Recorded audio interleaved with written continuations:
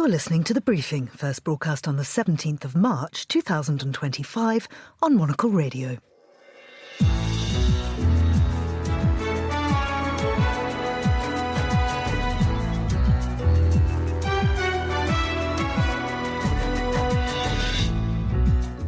Hello and welcome to The Briefing, broadcasting to you live from Studio One here at Midori House in London. I'm Georgina Godwin. Coming up on today's programme, we'll start the show in Brussels, where a conference on Syria takes place today. The first time Syria will actually be represented at the event. How can Europe help with the transition of power in the troubled country? Then, we will never, ever, in any way, shape or form, be part of the United States. America is not Canada. Canada's new Prime Minister continues to be bullish on Donald Trump and today arrives in Europe, choosing to shun Washington for his first official overseas visit. We'll have analysis from our Toronto correspondent. Then, I cannot tell you the immense joy of our crew when we looked out the window and we saw the space station for the first time. The astronauts who went to the International Space Station for a few days and now, after 9 months, are finally preparing to leave. We'll hear about what took them so long. We'll also find out why Leipzig is Germany's fastest growing city and discuss the new laws governing tourism to Mount Everest, making it even harder to climb. All that right here on The Briefing with me, Georgina Godwin.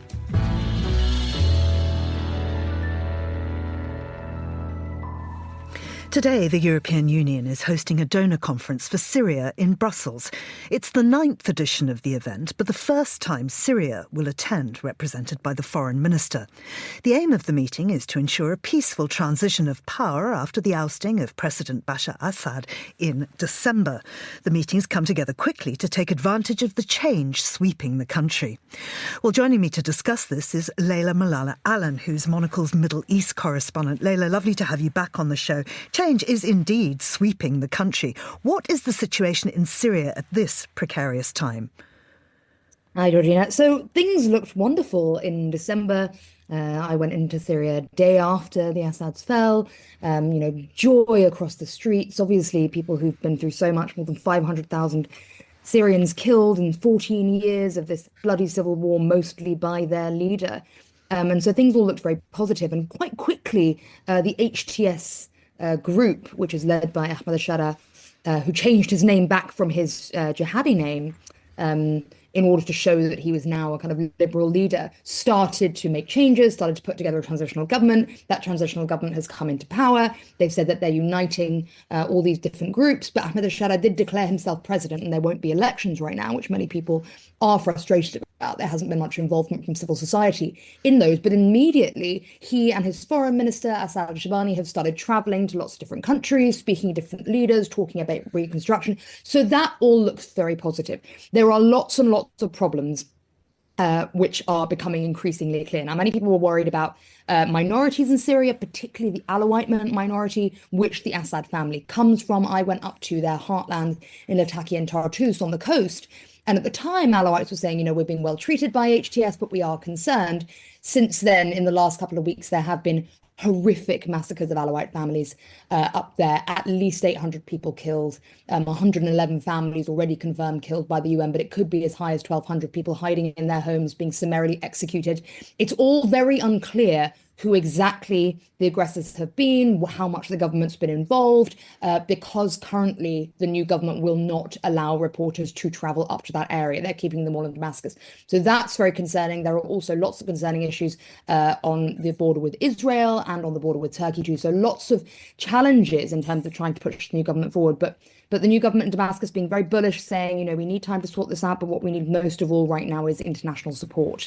And that international support would comprise lifting of sanctions, presumably. I wonder how difficult that is going to be. Initially, yes. So there are some sanctions. Sanctions are extremely complicated on Syria because they're all to do with specific areas, institutions and people, right? So there are lists.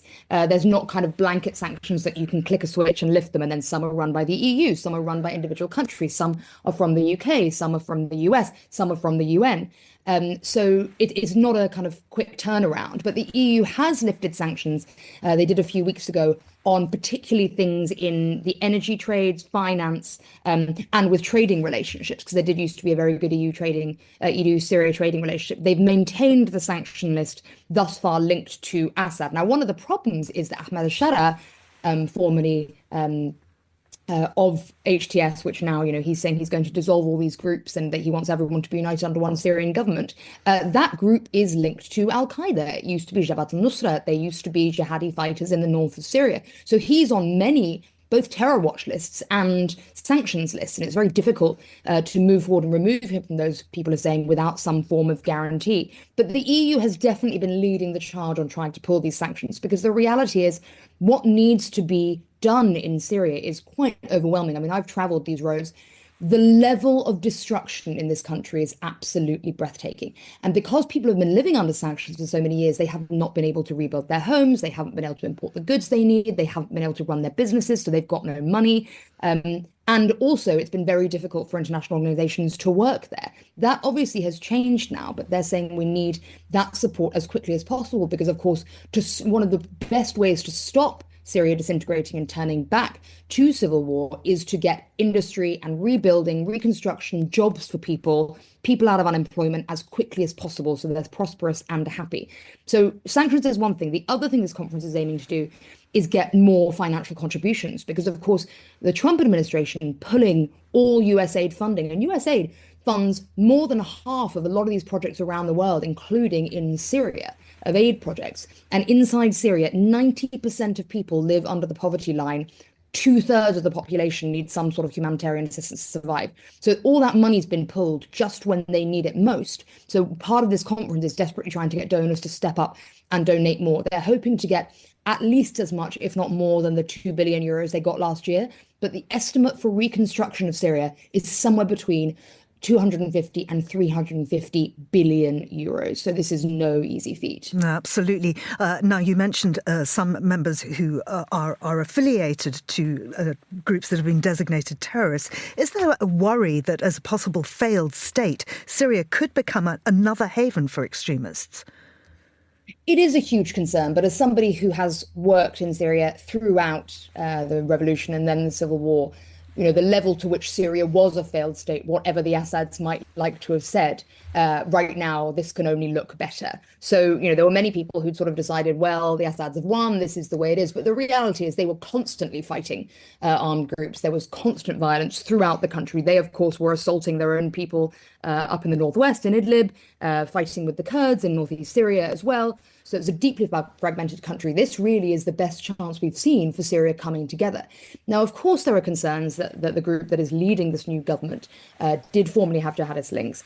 Firstly, it's a very different makeup in this group now from what it was in 2014, 2015, when it was still Jabhat al-Nusra, and then it changed into HTS. Back then there were a lot of foreign fighters. It is majority Syrians in this group now, and that's something that many people on the street said to me, it's different now. These are Syrians. There are people, we trust them. They're not coming here and trying to bring their wars and their political issues here. HTS also, when it was in Idlib, began running Idlib in 2017, did a huge push to say, look, we are going to liberalize.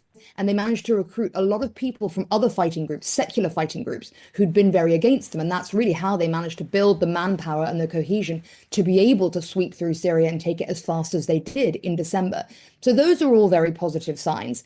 Now we see the Kurds in northeast Syria just in the last week have turned around and said, OK, the SDF, their fighting force, is willing to merge with the Syrian army. There are still a lot of conversations to be had about what level of autonomy they'll have politically. But Ahmed al-Sharaa, the new president, has said very clearly, Kurds are as much a part of this country as ever. And of course, that's something that they've really never had in political history. So if that's true, that's very positive. But what they really need to do is prove that they will protect everyone. There are concerns about the rights of women, particularly outside of the major cities.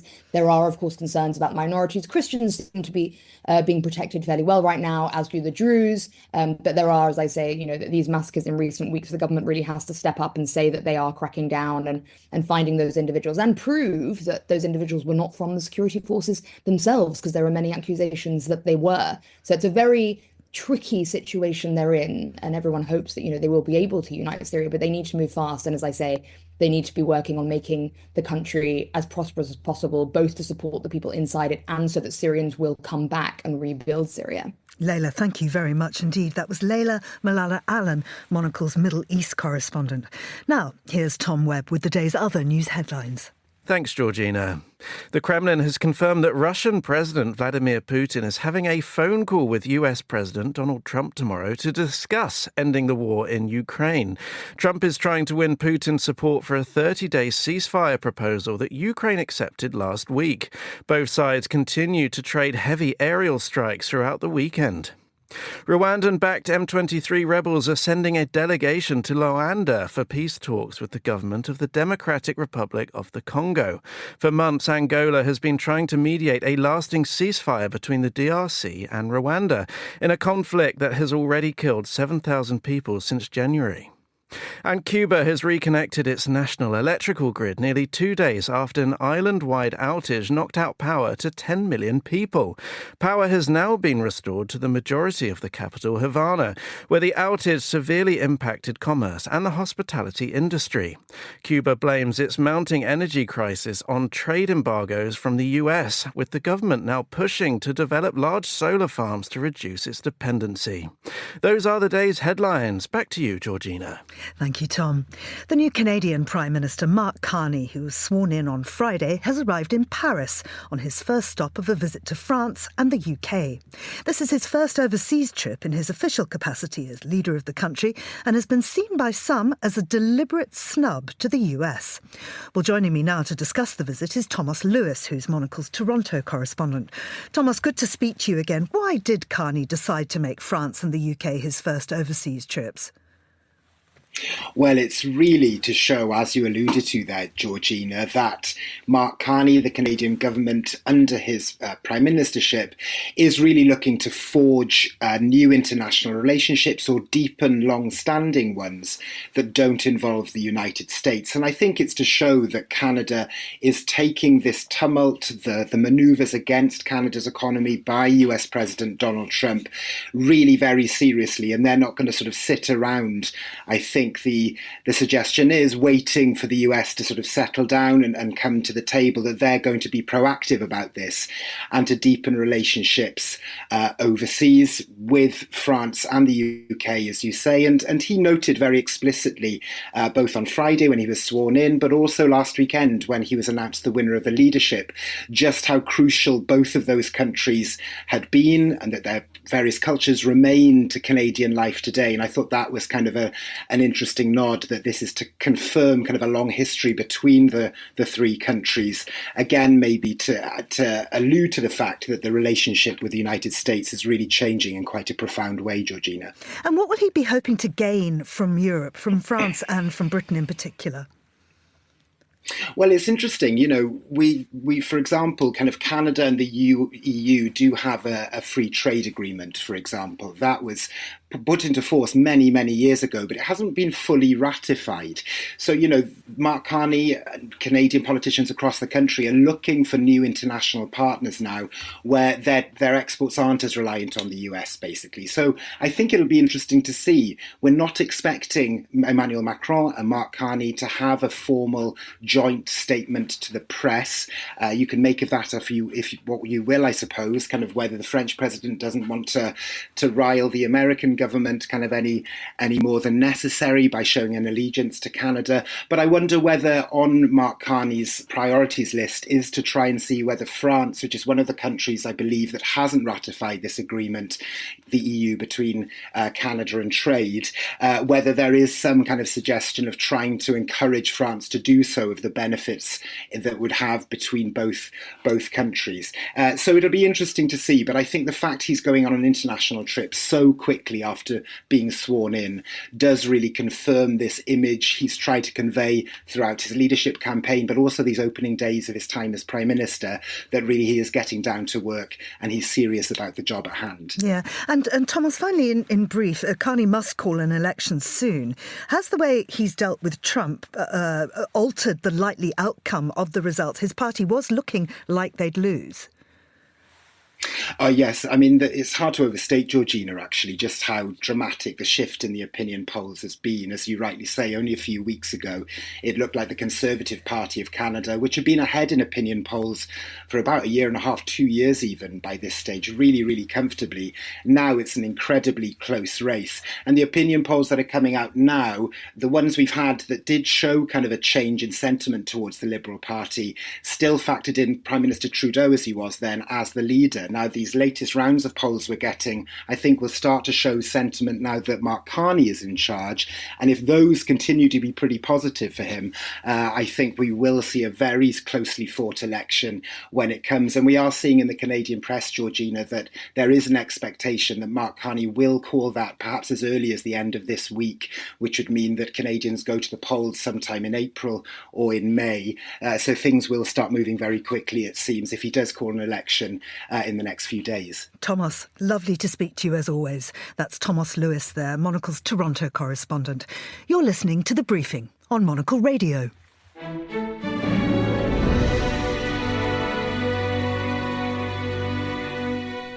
Now, last week, the Monocle team was down in Cannes for MIPIM, the world's largest trade fair dedicated to property. Among the developers, architects and real estate companies, they also found city leaders and regional investors, both seeking to attract new talent to their cities and backing for new projects. One such person was Michael Corner, the managing director of Invest Region Leipzig. Monocle's senior foreign correspondent Carlotta Rebello caught up with Michael and started by asking him how the past 12 months have been for him and for the region of Leipzig. It was the most successful year for Leipzig regarding business tax, and not by increasing the tax, just by the new power of our companies.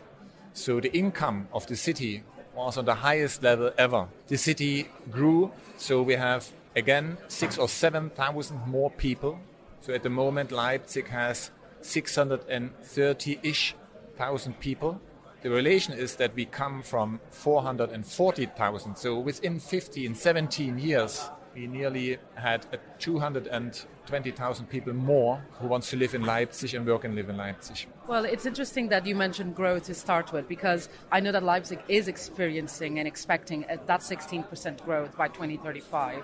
So my question turns not just from a matter of investment, but, how is the city adapting to this expected growth? How is it investing correctly and developing correctly so that it does so while preserving quality of life? 80 years ago, Leipzig had 750,000 people living there. So that means the city was built for more people than we have right now. And this is one answer, that Leipzig has space to grow. That means much areas are available for living, for culture, for sports and for business as well. And that's why the city of Leipzig developed on a regular basis, by the way, studies, they do statistics to adapt the true future, so to say. So that means there are plans, they are evaluating regarding schools, the need of schools. They calculate the people moving to Leipzig, what these new people needs and all the things. So we have a lot of plannings running and analysis and evaluations. And hopefully that helps the city development to grow healthy. Well, you mentioned there are schools, and I know that, for example, space dedicated to life sciences is something that's quite important for the city, and that there's a lot of work being done on that front. I guess I'm interested in hearing, from your perspective, what are some of the strategies that are being deployed and used to attract that global talent, to attract the people to come and live in Leipzig and call it their home and contribute to the city? One of the newest strategies of Leipzig is the cluster strategy. It was published and decided in December 2024, so only 3 months ago. Within this cluster strategy, Leipzig analyzed which sectors are or having the most benefit from Leipzig's situation. And the outcome of this strategy was that we will focus in the future on so-called innovation clusters or sectors: life science, green tech and digital technologies. And you see in all these 3 sectors there are innovation inside. And this is what we will focus in the future. Is that also anchoring the type of people you want to attract as investors from the point of view? Both. We want to attract Leipzig for these innovation clusters, and we know that we need the people, the human capital, work in these companies who wants to invest into Leipzig. So the answer is both. If you had to pick from the last year one either project or one partnership that really comes to mind as an example of a success case of when all these factors are connecting, what would it be? I would mention Beiersdorf. Beiersdorf is a monopoly that is, maybe from the brand Nivea, cosmetics and chemical industries. Chemical industries are very new for Leipzig, and this is the first company who moved to Leipzig, built their plant there, and will expand in the future also in Leipzig. We were discussing before we started recording about how there seems to be quite good momentum behind this edition. We're on day one, it's buzzing, not just here, in every single floor. What are your hopes for this year's edition? The example of Beiersdorf shows us, because this was the last available space in Leipzig in this range of size, shows us that we have to evaluate or double-check our strategy, because it's a lot of space available but not developed. And for this space, we are looking for investors, and also, of course, for companies, that they invest into these new areas we want to develop in the way the investors needs or demands. And also in these 3 innovation clusters: green tech, life science, and digital technologies. How important in those conversations is sustainability, climate change, delivering a new area, a new development, a new neighborhood, whatever it is, the project that is done with those factors in mind? In the last years, it changed a little bit. So the first question, and still the most important question, is the question for costs. Then, second, I think availability of human resources, of people who can work for you, educated, well-educated young people. And the third position, I would say, is sustainability. So, and this comes more and more important for investors to include, because their customers demand sustainable solutions, also in case of new investments. And that was Michael Corner, the Managing Director of Invest Region Leipzig, in conversation with Monocle's Carlotta Rebella at MIPIM. Carlotta was given some sweets by Michael, which she brought into the office today, and Michael told her that they are the taste of Leipzig. And I can reliably inform you that Leipzig tastes of licorice. You're listening to The Briefing on Monocle Radio.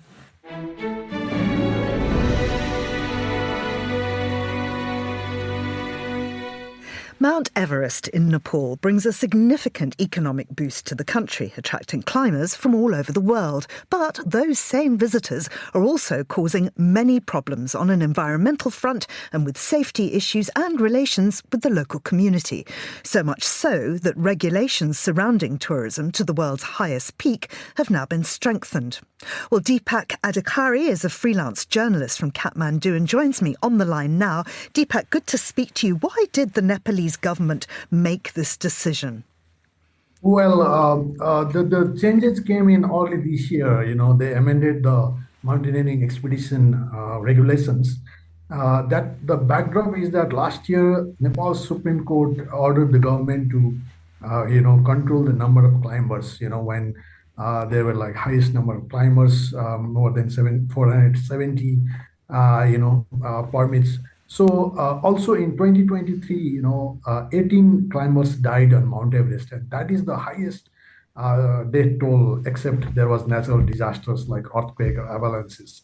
So, every year, during the popular climbing season, which is in spring between April and May, 1,000 to 1,500 people, climbers and porters and, assistant staffs and others gather at the base camp, which is 5,000 meters from where they launched the expedition. So overcrowding is one of the issues, safety, because there's a death of people, and environmental degradation. So the government, decided to, amend the laws to govern, which governs the, Everest expedition, to control the crowd and to make it safer and to better manage the expedition sector.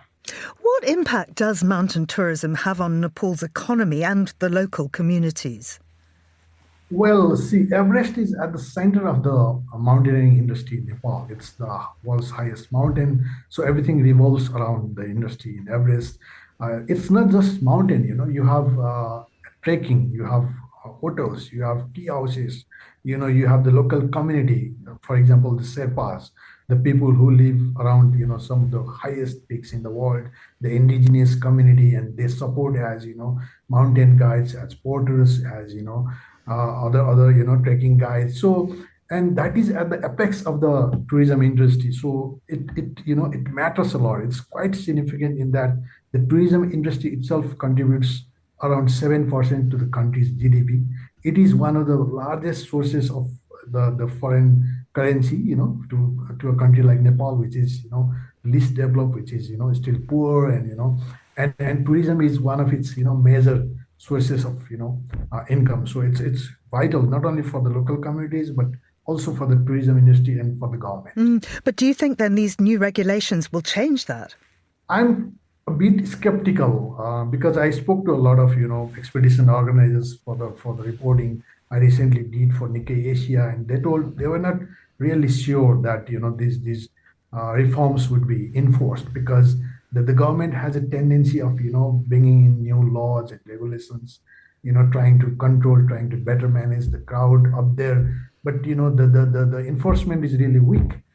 For example, there are liaison officers who are government officers who should be at the base camp, regulating the industry, but many of them don't show up, so there is a lot of problem, and the government is weak, and there are like fake certificates, and then people claiming that they climbed Everest, whereas upon closer examination they did not, photoshopped evidences, and people turning up without permits. So there are a lot of problems, as well as the problem with the accumulation of garbage, the trashes, the human waste, the discarded oxygen cylinders, the tents, so there is a lot of environmental, degradation, environmental crisis as well. Deepak, thank you very much indeed. That was Deepak Adhikari speaking to us from Kathmandu. And this is The Briefing.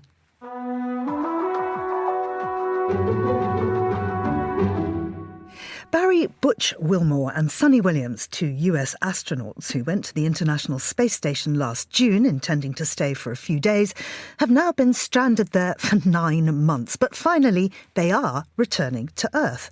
Well, on the line now is David Whitehouse, a space scientist and author and a regular contributor to Monocle Radio. David, why were they stranded?